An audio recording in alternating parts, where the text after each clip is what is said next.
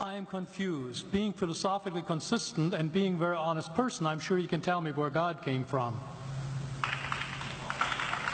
All right. Go ahead.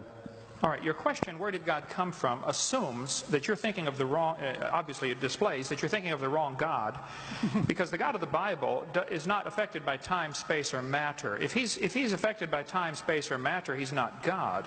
Time, space, and matter is what we call a continuum. All of them have to come into existence at the same instant, because if there were matter but no space, where would you put it? If there were matter and space but no time, when would you put it? You cannot have time, space, or matter independently. They have to come into existence simultaneously. The Bible answers that in 10 words. In the beginning, there's time. God created the heaven, there's space, and the earth, there's matter. So you have time, space, matter, created a trinity of trinities there. Just, time is past, present, future. Space has length, width, height. Matter has solid, liquid, gas. You have a trinity of trinities created instantaneously, and the God who created them has to be outside of them. If he's limited by time, he's not God. The guy who created this computer is not in the computer. He's not running around in there changing the numbers on the screen, okay? The God who created this universe is outside of the universe. He's above it, beyond it, in it, through it. He's unaffected by it.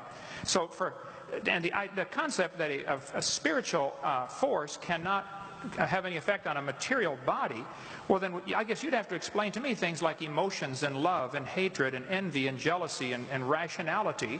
I mean, if your brain is just a random collection of chemicals that formed by chance over billions of years, how on earth can you trust your own reasoning processes and the thoughts that you think?